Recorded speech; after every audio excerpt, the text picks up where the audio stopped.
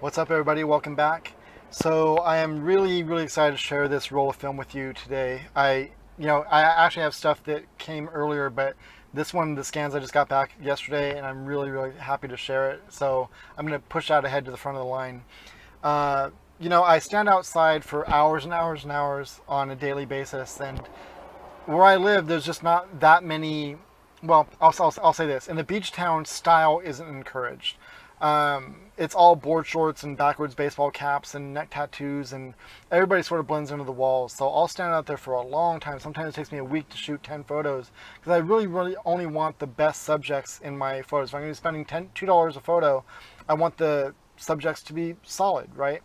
And this is one of those unicorn rolls where everybody was just so on point, and their stories behind them were like equally incredible. So enjoy these photos. These were on. Oh, son of a bitch! I can't even think of what film it is. I'll paste that in here when I remember.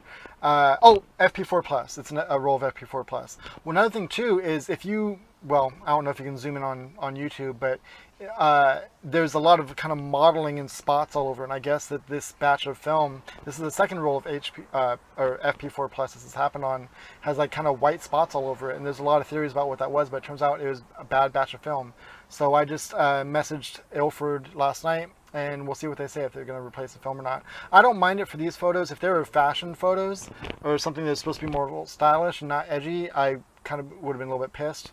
I think it works with these, and I don't mind it so much. So anyways, enjoy the photos. Ooh, I'm actually at my lab right now. One side note, shout out to Profo Connection. I just bought my first roll of 35 millimeter film since, God, 1998, because a friend of mine sent me this for my birthday, and it appears to work, and it looks pretty damn flawless to me. So I've never used a rangefinder before. It's completely bizarre to look through there and focus and not see any change in the frame.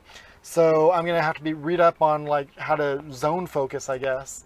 But I got a roll of 36 HP5 Ilford, and we'll see how those come out. So stay tuned for that. Anyways, enjoy the photos. Leave me a message of what you like, what you want to see in the future, and I will talk to you later. Bye. So this guy, the first thing I said to him was, "Hey, are you going to be around for a little while?" And he kind of looked at me kind of out of the side of his eyes going, "What the hell could this guy possibly want?" Then I explained to him I wanted to take his photos, and he eventually came around and ended up being very enthusiastic about doing it. Very happy to get his photos when I finally sent them to him. I saw this girl standing outside of a clothing store, and the guy she was with had just gone into the store, and I approached her and told her I wanted to do her photos. And without hesitation, she followed me around the corner and down an alleyway to do the photos. Total balls on this girl. Didn't hesitate for a second and was a total rock star in front of the camera. And I always give somebody a sticker that says "Joe shot me" whenever I photograph them. And no sooner did I give her my sticker than she whipped out her own sticker that she designed. And it was a pretty badass move. I really love this girl. This girl 100% did not want to be photographed, and she walked by me very quickly and sort of ignored me. And in a shocking twist, it was the guy who was with her who convinced her to come back and do a photo with me. So I actually took this photo first, just sort of like warm her up, and then she was into it after that. And so I'm very grateful for this guy to take the step to bring her back. That's kind of rare for a guy to be an advocate for a random photographer on the street. I'm going to spend a little bit extra time talking about this girl because she is sort of the poster child for who I hope to run into when I'm out on the street late at night. A main street in a beach town is sort of an environment that doesn't inspire a lot of philosophy or deep conversations. And I saw her sitting there, and she looked at me and I looked at her, and we both instantly knew that we were on the same wavelength.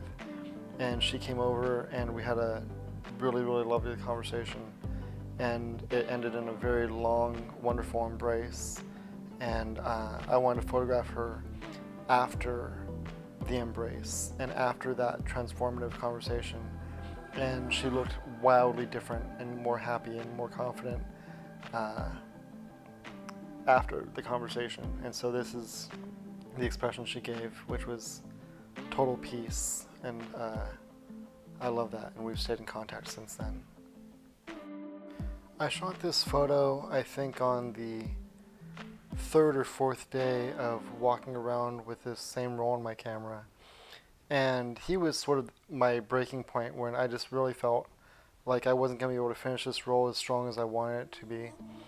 And I passed him, and he had such an incredible look on his face, almost like somebody who you would never expect to see in Huntington Beach next to a souvenir shop. But he had such an incredible face, and he's the only person in this series who I didn't speak to or ask permission for his photo, because he just seemed to be in a completely different universe. Love his face, though. This woman is the poster child for who I dream of running into when I'm out with my camera. She came along when I was maybe about 30 seconds. This woman is the poster child for who I dream of running into when I'm out with my camera. She came along when I was maybe about 30 seconds from quitting for the day, because there was just so few interesting people walking around that day. And she saw me and I saw her, and we locked eyes, and I said, "You're it." I think that's exactly what I said to her. I said, "You're it, you're the one." And she came over immediately and sat for me, and we exchanged information, and she revealed that she had no social media or anything like that, and so she would call me later to give me her information. And she called me 2 days ago to ask if the film was ready, and I told her it was going to be done the next day. And then she revealed to me at that point that she had been homeless on Skid Row for 3 years and actually was able to turn her life around and have a successful life where she's thriving. And it's her story that I like to highlight, because I walk around in this world without headphones, with my eyes up, without my face buried in my phone, completely open. And it's people like her that unfortunately we walk by and don't ever get to hear their story or get to know them. And I think that the world would be a much better place if we connected with each other a lot more often, actually knew our neighbors and spoke to the people who we were near. So I love this woman. I love her story, and I'd love for her to be the last soul on this roll. So I hope you enjoyed. Let me know what you thought in the comments, and I will see you very soon. Thanks, guys. Bye.